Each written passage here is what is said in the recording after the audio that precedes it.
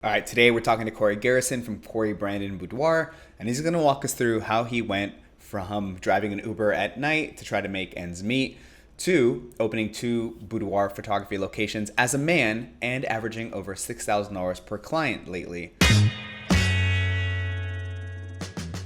What's up, Corey? Can you tell everyone who you are, what you do, and where you do it? Sure, love to. So first, just excited to chat with you today. But like you mentioned, I'm Corey Garrison. I'm the owner of Cory Brandon Boudoir Photography. We are a boudoir studio based here in Houston, Texas. Also, I did just open up another location, so based in Houston and also in Dallas. So I gotta get used to saying that because that's kind of like a new thing there. But yeah, that's who we are.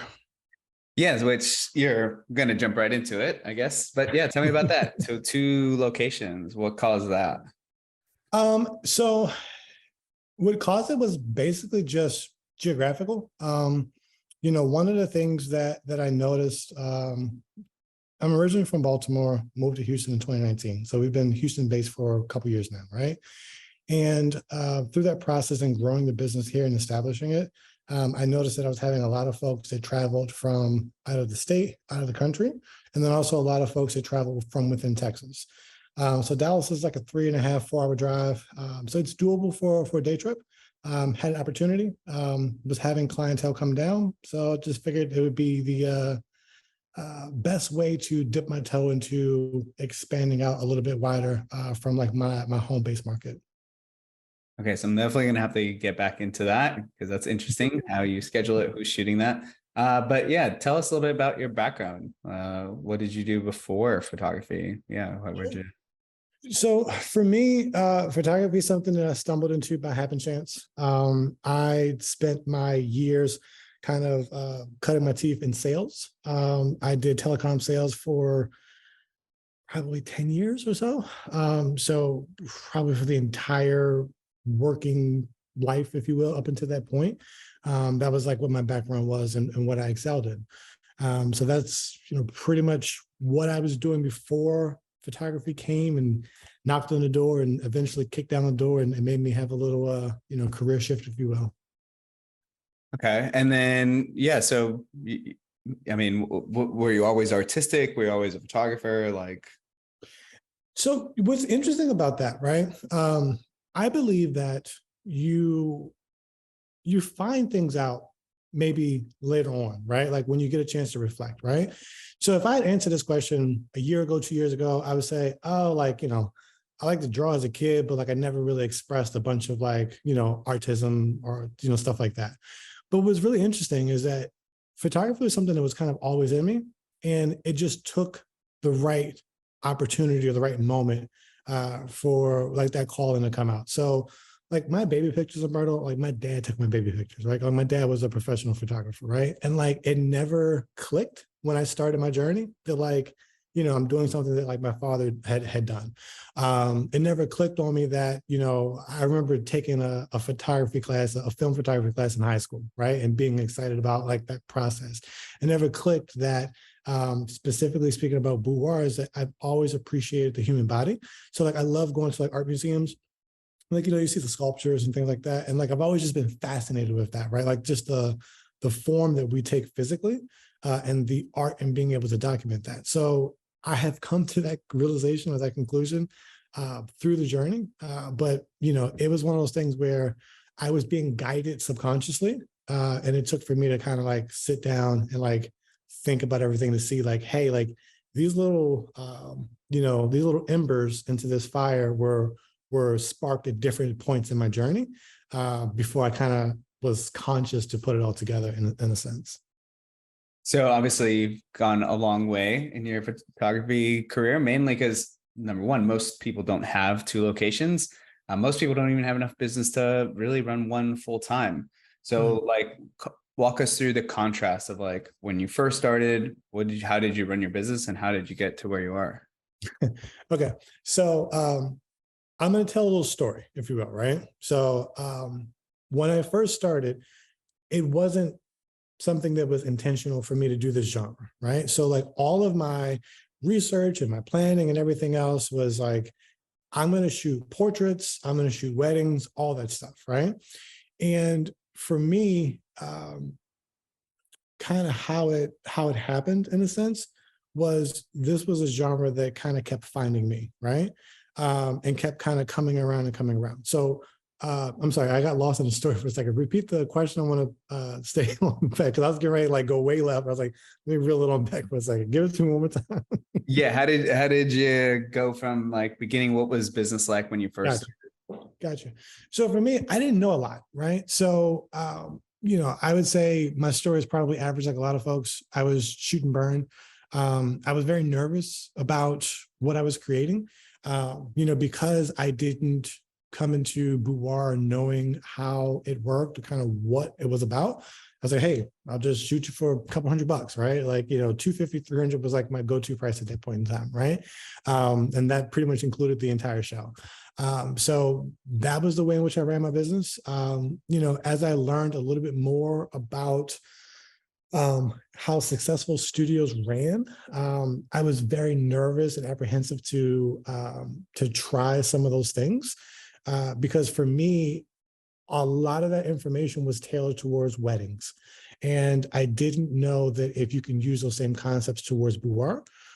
So I remember just doing shoot and burn. I remember trying same day sales sessions. I kind of feel like I've touched on a little everything in that journey to get to where I am now, to find a system and a process that works for me. But I wasn't afraid to kind of experiment and kind of go through the ringer, if you will.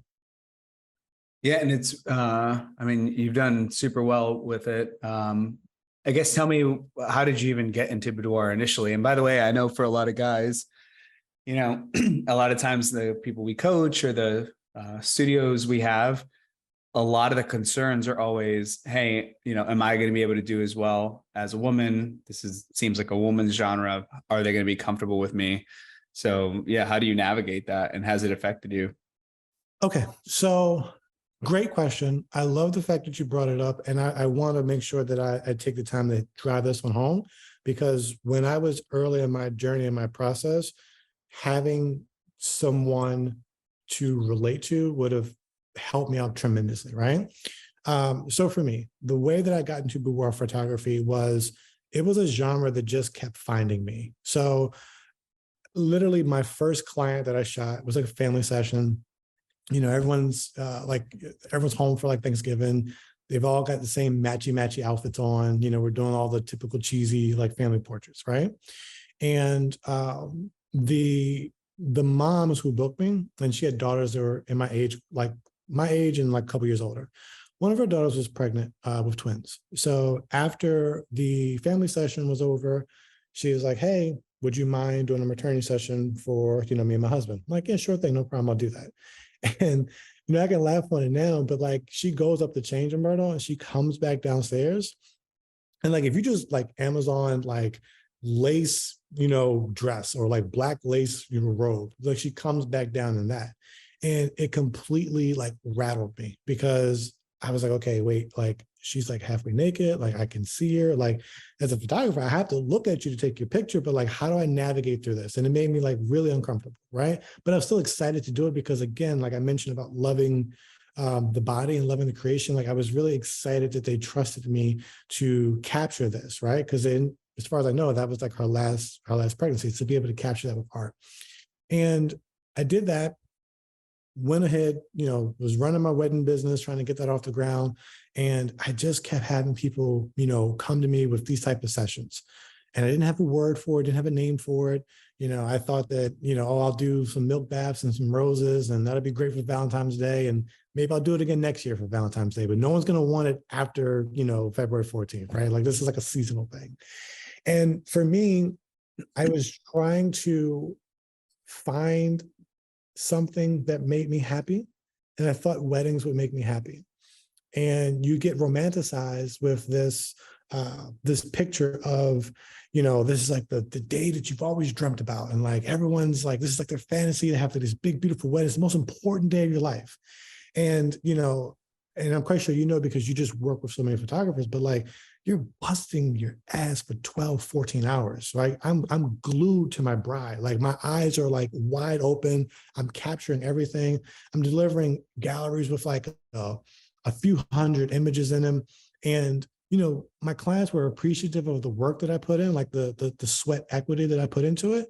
But I just didn't feel that the work that I was creating had that impact that I wanted to, right? And I think as artists, we are a little selfish in that sense that like we want our work to have meaning because like it's our baby, right? Like we create this and we give it to you, right? But we want to know that you value it with money, but you also value it with what it does for you. And for me, as Boudoir kept knocking and kept finding me, I realized that I could do 5 of these sessions in a week, and I could only do maybe 1 or 2 weddings in a week, right? Because it was just so physically demanding. And how I would change my clients' lives from the moment they walked in to when they walked out, that 4 or 5 hour, however long the whole process takes, I was having a greater impact on people. And that's what really connected me to the genre. So like that impact is what made me fall in love with it. And I remember I was at a Wedding Wire Expo, and I'm an introvert. So like networking events, like that's like the scariest thing in the world for me. So like I'm in there, I'm trying to like pass business cards out, meet vendors. And we were on break and I was watching a YouTube video. I only knew of one other guy at the time that was like in the business, right? He was like on YouTube. And he made a video and he just posted it. And it was like why I quit doing weddings to do boudoir full time. And I'm walking outside, and it was one of those things where like out of a movie where like everything he said, I agree with, right? Like, it was like, I'm tired of shooting plates. I'm tired of shooting invitations. I'm tired of shooting ring shots. I'm tired of like not having my work impact people the way I wanted to. And then that was like the sign from above, if you will, that was like, pursue something different. By the way, I don't take kindly to talking bad about ring shots.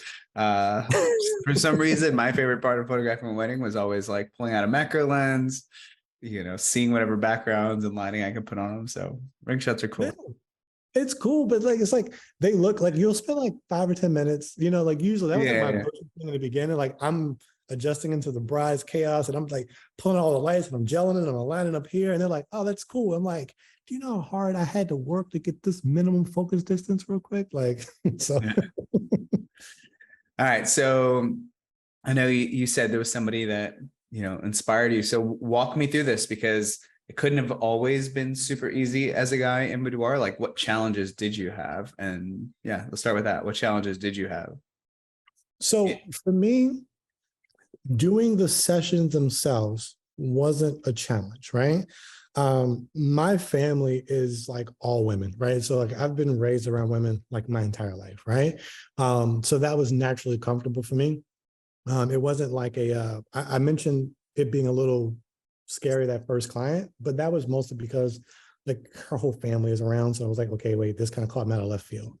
For me personally, the things that I struggled with in the beginning was learning how to market myself, because everything that I saw was from a woman's approach. And as relatable as I want to be, as relatable as you can be as a guy, you can't do girl talk, right? Like, so when you're seeing all these studios and all these brands that are positioned around, just like, girl to girl, I can't emulate that. So I had to find the concepts that they were doing and try to figure out a way that I could make it my own or make it unique to myself. Because at the end of the day, are there some people that won't shoot with me because I'm a guy? Absolutely, right? Does it affect me? It doesn't, because they make that decision before reaching out, right? Like no one gets to like a consultation call like, oh, your voice sounds like a guy. I thought you were a lady. I'm not going to do the shoot, right? So they kind of weed that portion out on the front end. Other things that were challenges for me was honestly like just finding someone to help cut that learning curve and just some type of positive reinforcement. Like I remember, and I'm quite sure we'll touch on this later on in the talk here. But before I stumbled across you, like if you scroll up in our Facebook messages, I'm like, Humberto, can I do this as a guy? Like, don't lie to me. Like, tell me if I can do this, because I came from a previous educator or previous course, whatever you want to call it.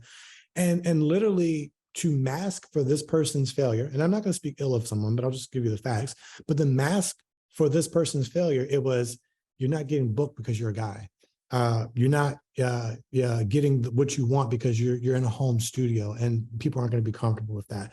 So, basically killing the confidence or killing the bravery that I felt that I had to have to be able to say, I want to carve out a niche in this business, and my intentions are honest and true. I'm not just doing this because I want to be around women without clothes on, right? Like I could give a damn less about that, right? Like I love what Boudoir stands for, the vision of it, and I want to bring my artistic talent to this. So those are the biggest challenges for me. In addition to regular business things like how to price it, where to get albums from. Like, man, I remember the first album that I brought, like, oh my gosh, that thing was like, I paid client prices for it, because I just had no idea on how to, how to put that stuff together. So those are some of the challenges, and just finding your style as a photographer. You can't copy what everyone else does, right? You have to find what makes you you, in a sense. By the way, who does edit your albums? Like making them, or like puts them together and like all the oh, I collage. do. Oh, Yeah. really? So yeah, all of like I create everything. So like all the album spreads and everything. Of course, on the sales session, they pick the images, and then I just take whatever they give me, and I make it into something, basically. So yeah. So walk me through, because I remember we had a lot of those conversations on like, Messenger or through Slack. And I'm like the first person to say, right? Like in the High Rollers Mastermind, where we, our group coaching program, I want to say of the almost 1,000 students, 50 to 75 are probably men. And I'm the first person to acknowledge, like, you guys have way more hurdles and obstacles, but it's not like they can't be overcome. And the advice I give you guys, if there's women on the call, which there always are, because there's 90% women, I'll tell them everything I'm telling them is what you guys should be doing, except the guys definitely have to do it. Like, we've talked about video content. We've talked about social proof, testimonials, like just being, having pictures of yourself, having pictures of you with clients. So walk me through that. Cause when we look at your website, like you're one of the clients of ours that like has some of the most videos and has the most amount of social proof. So like you really like jumped headfirst into that. Yeah, I had to, because, I love what I do. I love the clients that trust me for this journey. And, the number one rule in business is, never run out of money and make money, right? But having more clients is not about a dollar for me. It's about being able to give what I create to someone, right? Like I'm like, I romanticize the business, and I'm like, hey, listen, like I have to bring this to you. Like I am bound to do this. I am bound to bring this experience to as many people as I possibly can.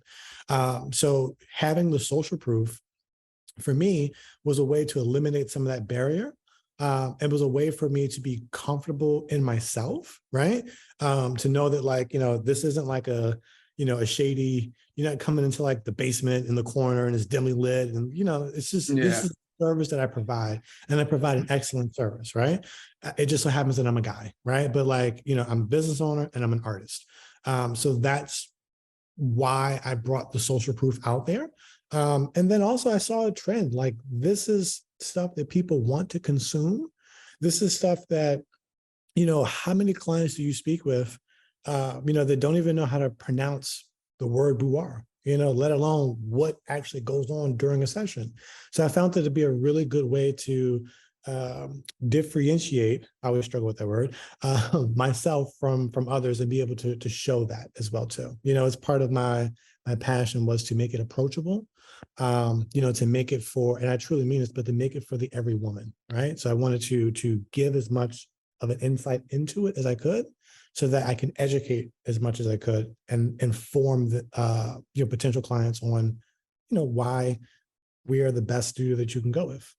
Like, period. So walk me through, like, how many times are your clients on video? Is it something like you do every single time, or you just kind of like randomly asking people, like, is it a system now that you know, the fact that you create so much video content through the testimonials, like, yeah, how do you do that? And most of the people I talk to, when I do tell people like, hey, you need to create video content, you need video testimonials, they'll say things like, my clients don't want to be on camera. And a lot of times I feel like they're saying that without even asking. They just are like, you know, and everyone's clients are all unique to them, I guess, but they say things like, all my clients are professionals and nobody wants to be on camera. All my clients are private and they would never do that. And then I'm like, that's so strange. There's a studio right next to you and all of their clients do. And I can't imagine, like, you know, yeah. So tell me, like, what do you actually do day to day to get all that? Gotcha. So for myself, the way that my process works is this. My hair and makeup artist, he stays with me throughout the session, right? So he'll be doing like touch-ups and things like that as we're going through it. And one of the roles that I have him do, in addition to, you know, touching up hair and makeup for clients, is creating content, right? Like, you know, content is key. Content is what, you know, that's the currency in which we all trade in, is basically content. And the way in which I do it is this. I create this work, right? These images, these albums for my clients. It's not my client's responsibility or job for them to allow for me to share, right? There are some folks that just are private and don't want to share. I mean, I've got celebrity clients, right? Like, you'll never know who they are, but like, you know who they are if you see their pictures, right? So sometimes we can't share those images, but in my contract, there's a permission slip in the contract, and it is completely their call and completely optional. It doesn't change or affect the level of service that we give them, right? But it will let them know, hey, do you agree for us to share your images online?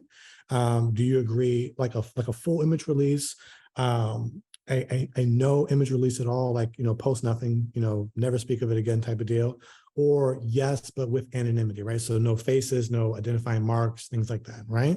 So there's different levels of consent, I guess is a good word to use, or like permission for them to give to us as a studio to be able to use those images, right? And I send that out to them. It's like one of the first things that they get. So I never want someone to feel like they come to the studio and they have to do this. Like, you make that decision. We honor and we respect that, whatever it is. Now, for people that are mentioning that they may have a difficult time, they may have a hard time, I'm going to kind of detour and I'm going to get back to where I was going with that thread. When you do amazing work and you provide an amazing experience, and that's the first thing that we focus on here, people want to have it shared, right? They want to inspire others because they realize that whatever it was that they got during their session, they want the next woman to feel that level of empowerment, strength, love, fearlessness, whatever that may be. So it almost becomes cathartic for them to say, I want you to share that experience because I want the next person to be able to get what I got because I was once in their shoes. And knowing what I know now on the back end, it is completely worth it, right? So that's that first portion. The second thing, and kind of getting back to what I was talking about before, is that, you know, the de facto social media platform right now, as we're speaking, is TikTok. Like, that's where everything is, right? Like, all of the platforms at this point in time are legacies or ones that are slowly dying slow deaths, right? And with TikTok, with it being such a great platform for reach and everything else, it has a level of censorship built into it. And it's hard to show some of the stuff that we do because, you know, we basically are working with little to no clothes on, basically. So the way in which I got around that as well is that I had my hair and makeup artist basically there to create behind the scenes content, is instead of turning the camera and focusing on my clients, I had him turn it around and focus it on me. So, you know, if my client is like here, like right off the camera to the right, if the camera's focusing on me, I can still do my thing, instruct on, you know, different poses and stuff that we'll be doing. And you can see that, but you don't have to see the person. So that can be another roundabout way that you can still create that content. You know, because if a person doesn't want to be seen or doesn't want their stuff out there, I don't think they're going to mind as much if you, especially if you let them know, hey, listen, this is just focused on myself, just so other people can kind of see what I'm doing in a sense. And that's how we create, you know, the content that we create. with permission from clients. And then if we can, or if we can't, turning it onto myself to be able to create that. By the way, the fact that you just said TikTok, let me see. I actually pulled up your TikTok. Mhm. Man, you create a lot. And not that I get discouraged, but obviously starting from like zero, I'm just like, I'll just stick to Facebook, my email list and stuff like that. Mhm. But I was watching somebody speak on the topic, and they basically gave the analogy that like, if you got 20 people to, hear you speak, you'd be in front of a classroom. In front of 100, it's like a lecture hall. 1,000 is a small theater. Yeah. 20,000 is an arena, basketball, and then 50,000 is a football stadium. So like all of these views, like this is a huge lecture hall if you had 300 views on this. So it really, it's way more than we could have otherwise gotten. And these platforms between Reels and TikTok, like really let people like, engage with you, communicate with you, and then, hopefully trust you enough so that when they want to do this, they come to you. So yeah, tell me about your journey on TikTok. How's that been? So I love, like, I'm gonna totally steal that analogy that you just gave. Because I love that, because what happens is, I'm looking at the views, right? And this is something I've been guilty of in the past. I'm like, oh man, like it's only a couple hundred, like, I'm making this stuff, and you start having comparison, right? And comparison is the thief of joy. And when I stopped trying to compare myself to what some of my other counterparts were doing, as far as like view wise, popularity wise, I just started focusing on what was fun for me, right? So like, I got views that are like 80, 100,000, 20,000 or so. But then I got some that are like, a couple thousand, a couple hundred. So for me, I noticed that every time I posted, and I would post consistently, I would have people that would say, I saw your Instagram, I saw your TikTok, I'm interested in booking. And for me, I'll take that conversion versus having like 50,000 views every time I post, and maybe no one's talking, right? So I just shift my mindset and say, if I'm putting the content out there, something will blow and pop eventually, right? But also, it's still making headwinds. It's still continuing to influence people that are on the fence, and also bringing new people into that orbit, right? Like these platforms, again, it's about attention. So they're going to, pitch it up in front of people that are interested. So they'll find you sooner or later, one way or another, whether it's, convincing somebody that's on it, or converting somebody that's been looking at you for some time, so that's been like my philosophy with it. There's another creator on YouTube, a pretty popular guy named Mr. Beast. And did an interview, and he said, hey, do your first, 100 videos right now, and don't worry about trying to be perfect, because they're going to suck, right? You're not going to be a perfect YouTuber or a perfect TikToker out the gate. Just start creating stuff now, and you'll get better as you go along. And I heard that probably the beginning of this year. And I said, forget it. I'm just going to start creating, and I'll find my way along the journey, right? And, by posting, I'm getting more views, I'm creating an audience. My strategy is, this is going to become, my Facebook group, if you will. And we can, I don't know if you want to jump into that portion now, but, that's my methodology behind it. Yeah, and that's a really good point, because a lot of people do rely, and I notice, obviously in our agency and like with what we teach, we tell people like, yeah, get on, make your accounts, and like tend to all of these platforms. But in reality, I know that a photography studio can be super successful if they're just beasts at one of them. So we have studios that like the owner might be a little bit older, or they just hate social media and they like don't want to post and dance and stories and stuff. So they just email every single week, once or twice. And then we have owners who like hate everything, and they just grew a Facebook group through like, different group grow methods. And all they do is Facebook posts. They don't even have like a schedule on their website. They're like, we're going to schedule all our consults from the Facebook group messenger. And like, as long as you're doing one of them really well, like, and connecting with people, like you're going to have a lot of success. And I started following this like really cool creator on TikTok, And one thing that she said that stood out to me was she said she treats TikTok like her group. Mhm. Like she used to treat her group, or like if you were in a group and you run a business, like if people engage with you, you usually DM them or you reply, you have conversations, you engage, but people don't do that on TikTok. They just post, throw stuff up, and then on to the next video, where she's like, kind of like what you said, I'd rather have, a couple hundred views, some comments, and then like 3 conversations from every video than to just have a bunch of views, but no bookings, no sessions, no conversations from it. So what did you mean by like group? What are you doing to make it more like a group? Exactly that, right? So, one of the things that you learn if you're in this genre is that, like, everyone will tell you like Facebook groups, Facebook groups, right?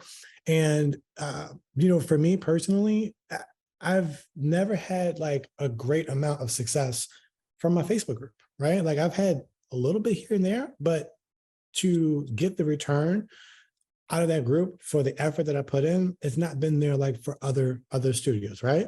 And I talked a little bit about comparison, rob and joy. So instead of me just being like, oh man, like I'm failing at this, this isn't working for me, like I'm not booking how other people are booking.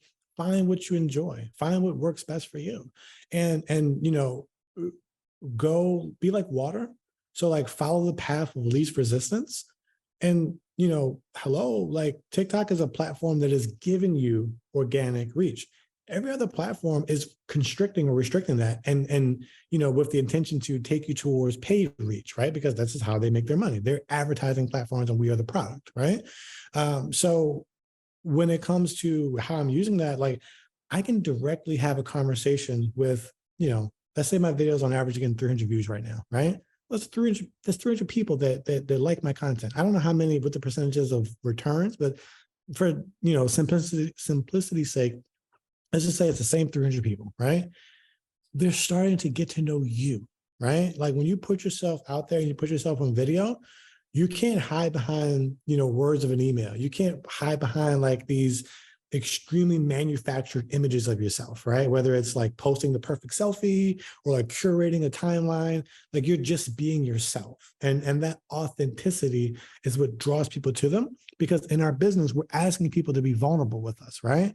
Like doing a session is to be vulnerable. So if I can't be vulnerable or quirky or me or just however I am in my face-to-face interaction, how can I expect the same for someone else to give that to me if I'm not willing to meet them there, basically? So I just use that as just a way to talk to my closest friends that I don't know all their names, but we follow each other, so that's like my thought process there.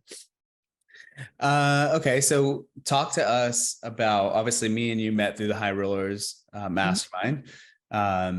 Talk to us about like the shift there. What were you doing before to get clients?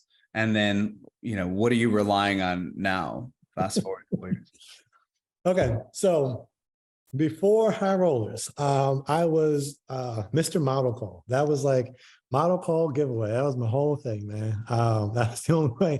I run one every month and give away 3 winners and hope that one of those 3 people would buy something, right? I was like, hey, if they don't buy anything, I'm building a portfolio, but if they buy something, then I'm proving the concept that it's going to work, right? Heck, man, like, dude, I was using Thumbtack. Like Thumbtack is like what launched my photography career in a sense, so like advertising on there or playing the local Facebook group game. Like, hey, I'm looking for such a photographer, and like you're competing with like 50 people or like, tagging their thing like me, I'm that. And then like, DMing that person and kind of going from there. So like that was my my marketing angle, if you will, or like how I was driving clients, like I had very small goals, man. Like if I can do 3 shoots in a month, that was like a successful thing for me back then. Yeah, but I know this is highly debated in a lot of photography groups, but like a lot of people talk really bad about like doing free work and doing model calls and giveaways. And for me, I'm assuming back then you were kind of beginnerish at it. Like the level of work you did is not what it is now. And like I look at it as like, if you're in like an art, if you're an actor, if you're, an artist of some kind, like you got to kind of like earn your chops somewhere. And you're not just going to be able to get a $10,000 job just because you bought something, So I actually think the model calls and the giveaways like are just like an expedited social media, like a faster way of like getting all that experience under your belt. So like walk me through that. Like, was that on Facebook? Was that in like group posts? Like, what did you do to like get those? At that time, I was very, very new in paid advertising, so like Facebook posts.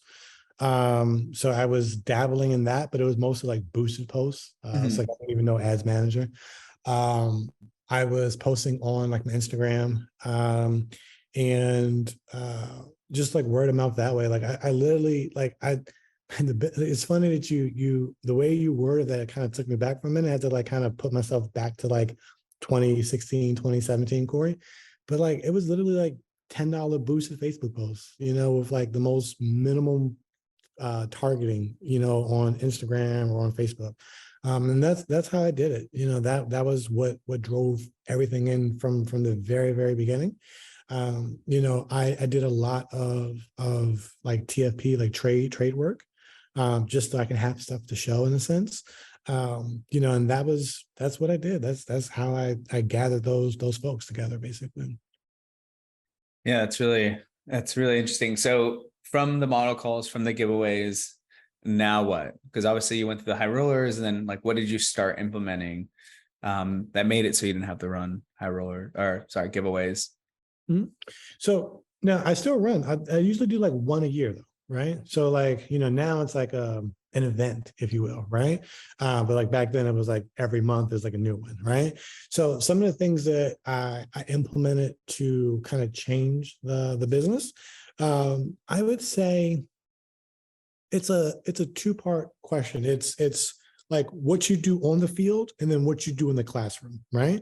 So the classroom portion of it was, building a website, right? Building the social media portion of it, right? The social proof is what I meant to say. So like my Google reviews, the website, the portfolio, stuff like that. As far as how I go about acquiring clientele now, that is going to be heavy, heavy through Google ads, Facebook ads. I've been blessed to be able to get a lot of word of mouth. Like people will say, "Oh, you shot my mom, or you shot my sister, or you shot a coworker of mine's." So that has been like my main avenues, if you will. Of course, like by running ads and social media things that are having like those capture forms, you create an email list, you create a text messaging list. You have people in your pipeline, in your funnel, if you will. So those are the main things. But I would say my business like lives off of paid marketing, whether it's Google, Facebook, like that's like my jam. It's funny, when I was pulling up your Google, I just Googled your name. One of the blogs you wrote for us showed up. Uh, you remember, you remember one of the blogs you submitted to us? How to grow? How to grow it? Yeah. Uh, yeah. Oh, you know what? I do. Man, I think that was like pandemic time when we wrote that. But yeah, I do remember that one. Yeah. Yeah, that's pretty cool. And it's really thorough, actually. Actually, it's a really good resource because I'm sure it was a snapshot in time, because like you like went all in Google ads, Facebook ads, pixels, like you posted screenshots of your analytics, Yeah. everything. And I'm sure all this has improved since then. So like actually walk us through like, how has your business grown, or like where were you at last year and where are you trying to get next year? Okay.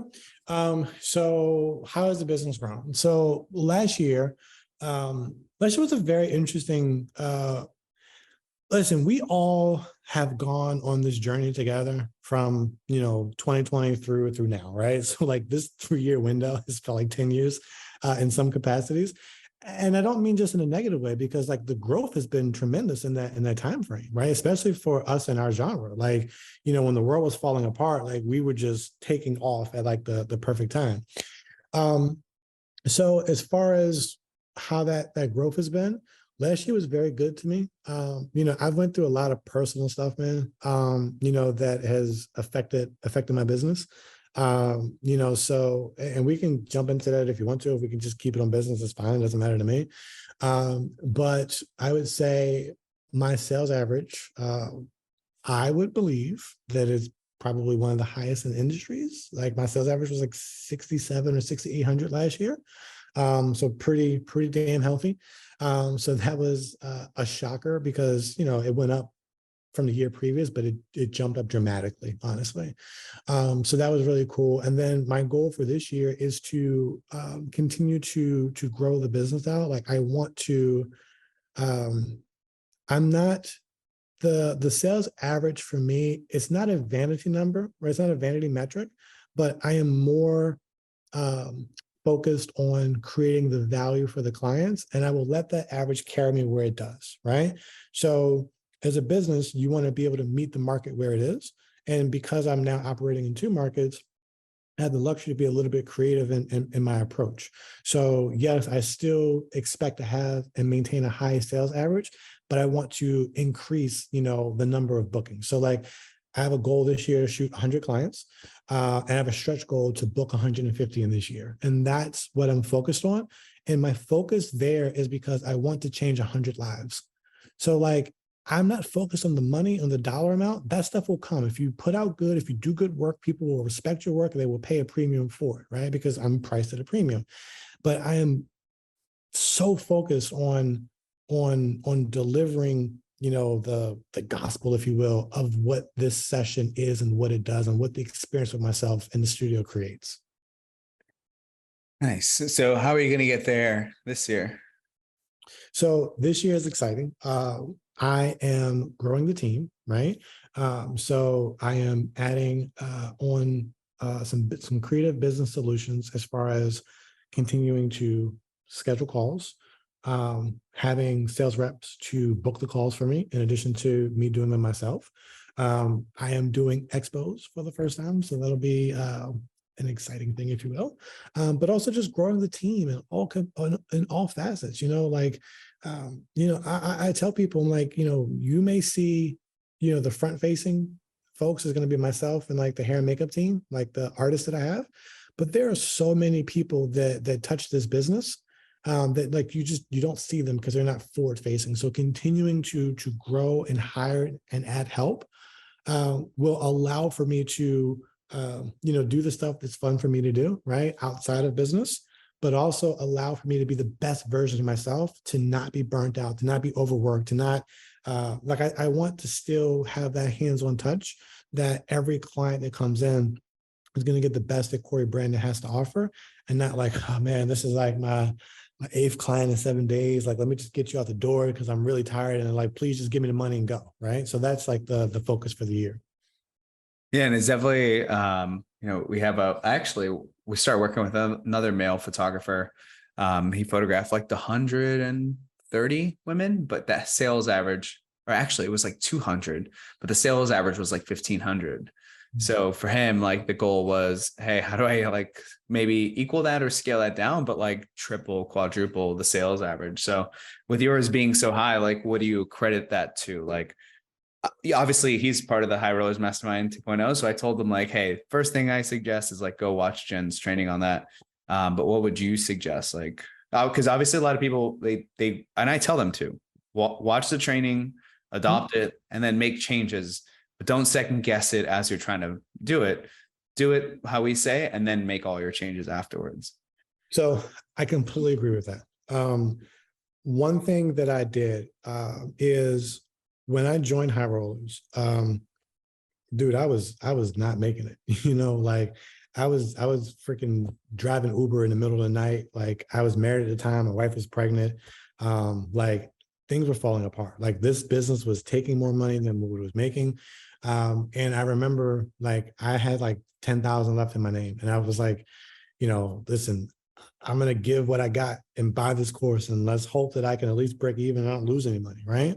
But one of the things that helped me, and you touched on this, is doing what you guys say to do, how you guys teach it. And, like if I can just kind of plug the work that you guys do, right? So whether it's your specific agency or whether it's High Rollers, is that, like Humberto, dude, like you're so freaking smart and talented, man. Like, and I'm not just saying that because like I'm on here with you. Like you're like the real deal, man. Like you're that guy when it comes to it, right? Like you walk it, you live it, you research it, like all of those things. So and the same goes with Jen, like she walks it, she lives it. So when you have, these two great minds that have coming together and that are educating on how to do it, and you guys don't hold back. It's not like this, behind the doors, like what really works. And we just give you like what worked 2 years ago type of deal, right? Like you guys are dynamic in your teaching. You would be a fool to not follow exactly what it is that you guys are doing, right? And shit, do it scared. Like I did it scared. Like I remember like looking at the investment menu that, because I think you guys have like different ones that you can like kind of plug and play the numbers on. And I remember being like, all right, I'm gonna start at the bottom one because like, I don't got no clients. So like, I'm not gonna go at the top one because I'm not there yet. Right. But I did it scared and I put it at the top one. And when it comes down to it, it's like people will pay whatever you ask them to pay. Right. If something costs $1, they're going to pay $1. If something costs $1,000, they're going to pay $1,000 for it. Right. And I did it scared. I'll be honest with you. I still do new things scared because you don't know if they're going to work out. But it's like, screw it. I'm going to go. And the worst thing that can happen is I'll learn a lesson on how to improve in the future. Right. So that would be the first thing is like, just follow everything. Like, I remember I had the luxury of time, but not the luxury of money. So I spent hours, man. Like I went through the course, like I did all the training. Like I built everything step by step by step. I literally, I would have it up in one window. I would do this, look at it, do this. Like, and I was just cross-checking it, right? Because I knew that if I followed what you guys taught, I would have a level of success. Didn't know what it would be, but I would have it would set me up to have the greatest level of success that I possibly could. So that's like the first thing that I just want to say is just like, when you find people that are living and walking the walk and talking the talk, you'd be crazy to try to reinvent the wheel coming into. What did you change? What did I change? Yeah, after doing it for a little bit. I found me, right? I found my identity as a business owner, as an artist. So some of the things that I changed was I believe that I approach sessions differently than other folks, right? So again, my main thing is client experience, right? Like I focus so hard on the client experience portion of it. I increase my pricing. And I also, I wouldn't necessarily say that this is something that I changed, but something that I was cognizant and aware of is who and what type of clients that I showed. Because you always hear the adage that like, you show what is it like whatever it is, like whatever you show is what you shoot basically, right? Yeah. So being mindful of that and focusing on that experience and then investing into myself is what I changed. I don't know if you guys have like a module on that portion, but like, I'll give it an example, right? Like I'm in a 2,000 square foot studio, right? My studio is, and I need to update my website to have an actual studio tour. I'm behind on that one, but like I invested in like the best design. Like I spared no expense when it came to designing my studio, right? Like my studio is immaculate. It's a work of art in itself. We create art in a work of art. I've spent thousands of dollars on client lingerie wardrobe, right? Like I have so much freaking stuff, man. It's crazy, right? And so something small like that, people want to shoot in a place like mine because it doesn't look like everyone else's. I'm not carbon copying the same thing, right? I'm creating something that is of quality. When it comes to the wardrobe, I'm not going to be limited by what I can sell a client because they buy cheap lingerie and it doesn't fit their body shape or body size, right? Like, I will style you for your whole shoot. I will put you in nice lingerie. I will, like do that little bit of extra work there that makes the image that much better. That's something that I changed. I don't care how long it takes when we're doing the session. We move at a pace and speed that's comfortable. Like those are like some of the things that are like, they're soft things, if you will, that I've changed. If you want like a hard thing, I would say videos, right? Social media, staying out there, pricing, scripts, and then my voice and how I want the studio to be presented and what I want you to see. Does that answer your question, or do you want to dig a little deeper? No. Yeah. I guess I was asking specifically like on the price list, were there things that you changed from it? Because I know a lot of people, aren't comfortable. They're like, hey, I'm confused by this. I didn't like this. I changed products. Yeah. So for pricing, I got rid of print credit, right? I looked at it that one thing that Jen says, and I feel the same way too, is like, we give you print credit because like I want you to hang my shit on your wall, right? That's what she says. And I think that's great. And I love that portion. But what I noticed is when I took out the print credit, it did not lower my sales average, right? It increased it, which was interesting. And it lowered my cost of goods, right? Which means that I was being more profitable, right? Which means that I can invest into myself, into the business a little bit more. I added in a 5-figure package. So, I bumped up to $11.99 is like my top end. I eliminated my floor. So 11.99, like 11,000. 12,000. 99. Yeah, Okay. 12,000. I eliminated my floor. So like, my collection started free. So like, yes, I still have a loss leader, like $1,000 loss leader, but it's not a collection. And yeah, I was willing to tweak some of my deliverables. I don't do 8x8 albums. I do 10x10 and up. I don't do 8x12s or 12x14s because they cost too much to create. Those are some things that I changed. I switched vendors for my wall art because the vendors that I was using, they're fantastic. But it is a pain in the butt trying to opening up that package. It takes forever, it takes too long. And I found somebody that was significantly cheaper as well too. I eliminated some of the bloat. So like, yes, I still have a viewfinder, but like I hate ordering those and they don't really move the needle. So I don't really offer that as much. I got rid of metals. It's available, it's on the pricing thing, but I never talk about it because Canvas is cheaper and people understand Canvas a little bit more. Yeah, those are some of the things that I tweaked. I added some things into my some of my top end packaging. So for example, I'll give a free session retainer if you get like my top 2 collections for your next go round. I tend to use wall art as a like a closing offer. So it's like a not listed special or not listed perk that you would get. So like if someone's looking at getting like an 8K or 5K package, like I'll throw a piece of wall art in to push them towards 8K. If they're looking at 8K or 12K, I'll give them a couple pieces of wall art to push them towards 12K. So those are some of the things that I tweaked in my investment menu, to be able to better serve my clients the way in which I want to serve them. Nice. Okay. So I don't want to take too much of your time, but I will ask, because you've accomplished a lot, and we've talked about kind of how you're going to achieve your goals for the next year. What are some like challenges that you're going to face this next year?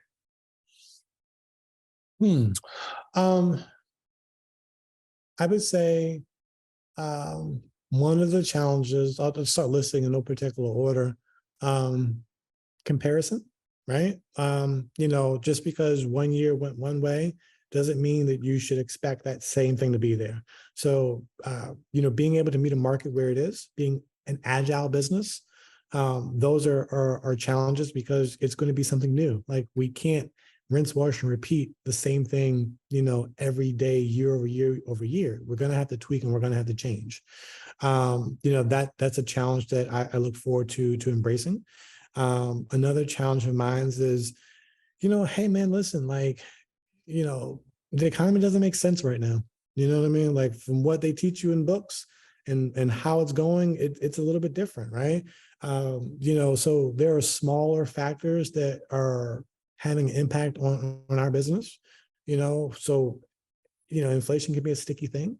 So sometimes, that may, the cost of eggs can determine if someone books a session with you or not. It sounds so simple, but like, a couple $100 on a retainer, if your grocery bill goes up, like maybe that takes away some of the disposable income. So those are challenges. So being able to meet the market where I need to, and then also growing, right? And having faith and trusting the process and scaling up and bringing on other people, right? That, you hire the right people. Like, what do they say? Like you guess when you hire, but when you fire, right?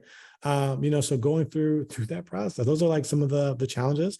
Navigating a new market, there's a term in restaurants that like, if you open one successful restaurant, your new location is not the same thing. It's a completely new business. So the same can be said with an additional market. Yeah, so those are some of the things that are challenges or opportunities on the table for us to compete against. You know, also just not listening to what the masses are doing, you know. So, you know, there's a bunch of people that are into this genre now because it got more popular. Those people are going to struggle if they aren't built to cut the mustard. They're going to close up shop. I'm not going to listen to people that, you know, aren't more successful than what I am, or listen to people that aren't doing things the right way. So I'm not going to let people's negativity affect my business trajectory. So those are just like challenges that they can be that are on that horizon, if you will, to be able to navigate through those. Sweet. Is there anything else you'd want to share? Anything something people don't know about you? Anything? Okay. Because by the way, I had no idea that you were driving Uber. I did not know that. I ain't telling nobody. Like, oh no, I told not a soul. You kidding me? I was started like midnight. I was like, imagine, it's so I can laugh at it now, man. But like, I knew 3 people when I moved to Houston, and I was like, these people will not know I'm gonna drive at midnight. No one's gonna see me, right? I'll be in and out. I'm a very private person. So like when I'm going through stuff or stuff is bothering me, like it's hard for me to share in the moment, right? So like the Uber story, like I can laugh and say it now because I'm years removed from it, right? But in the moment, I'm like, I'm not copping to this at all, right? Like you didn't see me if you saw me. Um, and there's nothing wrong with that, but that's just like my own thing, whatever. I would say you said, is there something, what was the question again? Something that Something that people don't know about you as we sign off. I mentioned going through some issues and some personal stuff. I went blind in one eye over the course of like 21 into late 20 into 21. And that was like fucking scary, dude, because like my eyes are what I use to produce my income. And, you know, going through and having like the surgeries and things like that, you know, like that stuff is scary, dude. Like it's scary. You don't know how long you're going to be down. You don't know if you're going to recuperate. You don't know what this is going to be. So being able to adjust to that, like for the when people find that part out, is usually met by like, "Hey, you took that picture?" I'm like, "Yeah, I took that picture with one eye." You know, so that's something. So you know, I would say that no matter, because everyone's story is not going to be similar to mine, but like if you're going through like shit in your personal life, you're going through stuff, if stuff is, you know, affecting you, that, you know, you can still be great through that process.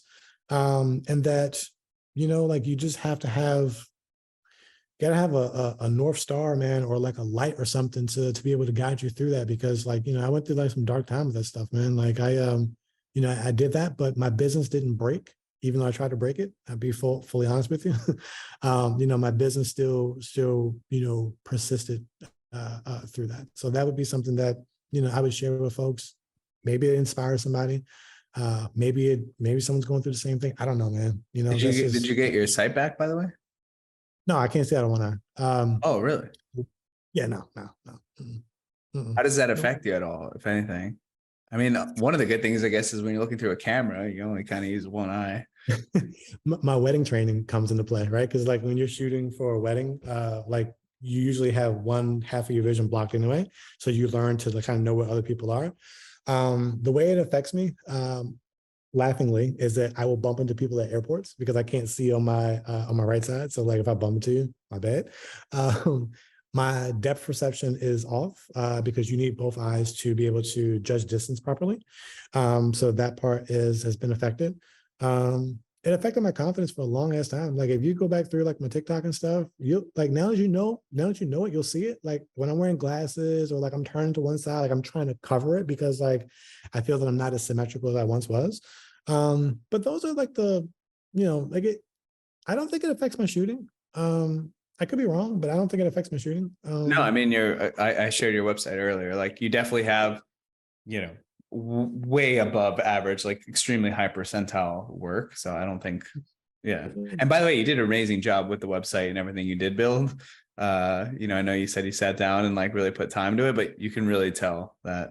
The other good thing about everything you've done is like all of it, a lot of it is like evergreen. So you built it once and then you maintain it. So like all the videos you talked about, the site, all the social proof, like and all the automations, like all the ads, like a lot of what you've done, like just kind of carries over, and like every year probably gets more streamlined. I know it is for me in my business. Like sometimes I'll go months or years without like updating some things, but like it's fast and easy to update. And it's Yeah. just cool to know. And I basically have the mindset of like anything I have to do more than once has to be automated.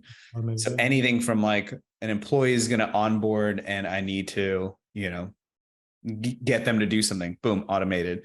If I sign and sometimes I'll find myself doing something like more than twice, right? Like sending them an offer letter or like, and for anything, this is anything that a new client signs on and they don't know exactly where to do this. So like, I've just automated every portion of it. So like, it just removes that much work because I know I'm going to be doing those things over and over again.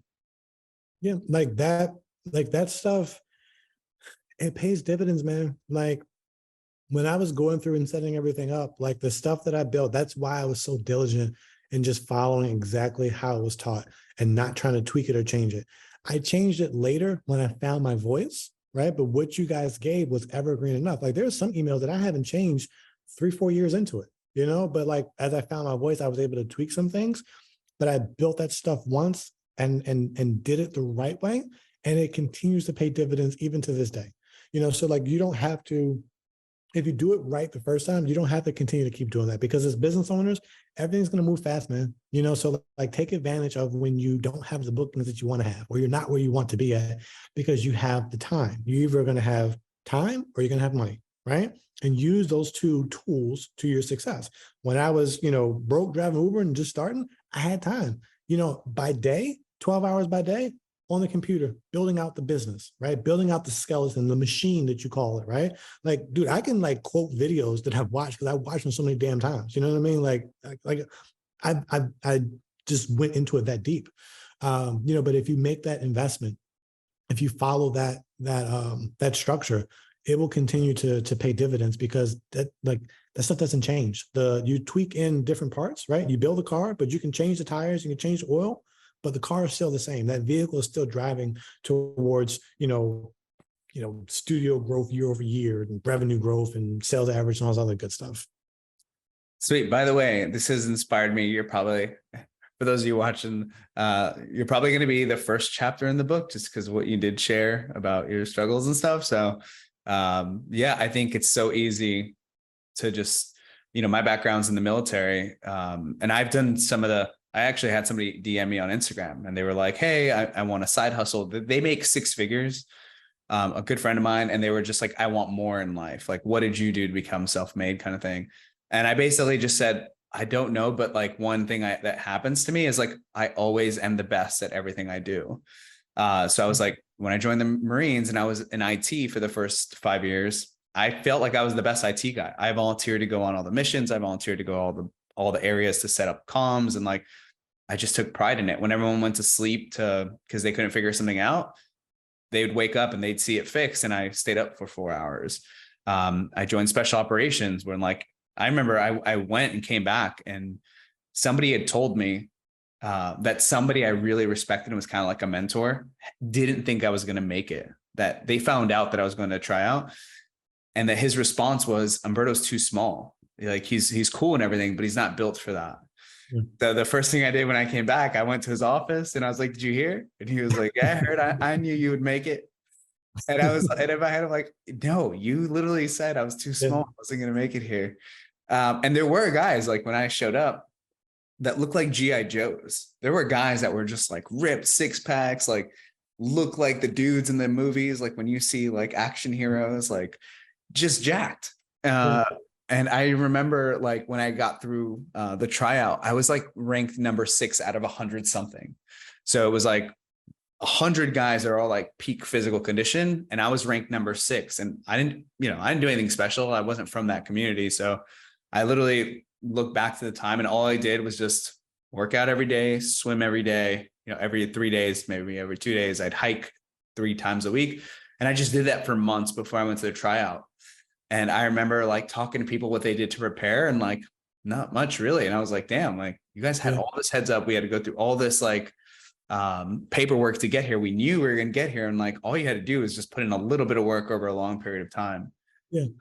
And the people that failed, you probably heard this analogy if you watched all the videos, is there'd be guys that I thought were like, this was going to be easy for them, and they would quit. And what would happen is, like, when people would quit, you'd go back and their bed would be missing.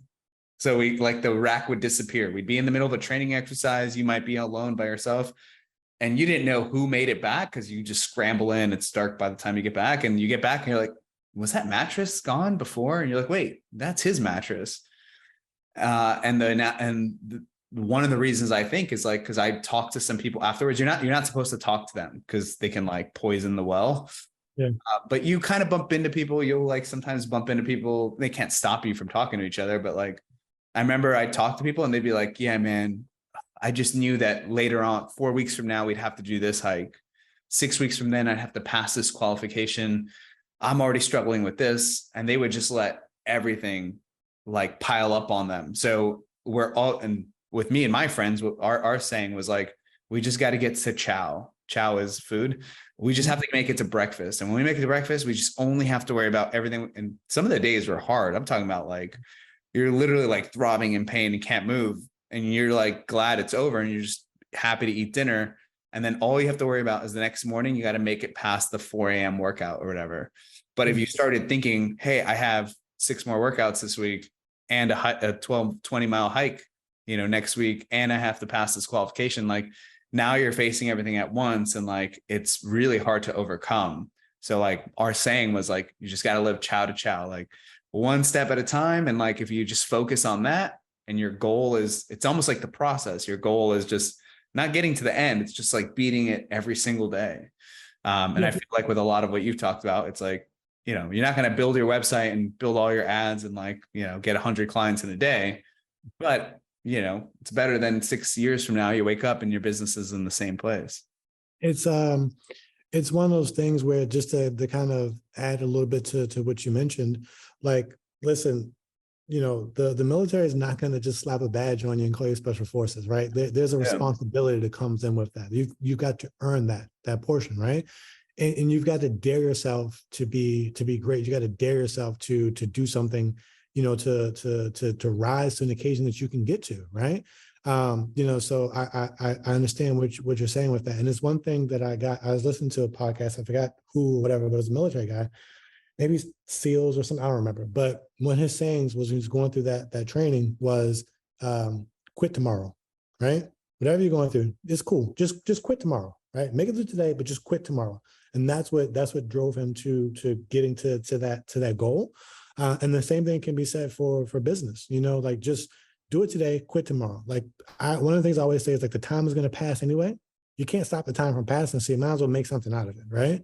And then you're right, like, those small incremental, things, like getting that. It sounds, all this stuff is cliche, man, because it works. Like, success does not reinvent itself. It's been around for thousands of years, right? So, like, getting 1% better every day, like, making that progress will get you towards that goal. So I think that's 100% true for business. And just do your own journey, like, do what makes you happy, follow your own path, follow your own journey.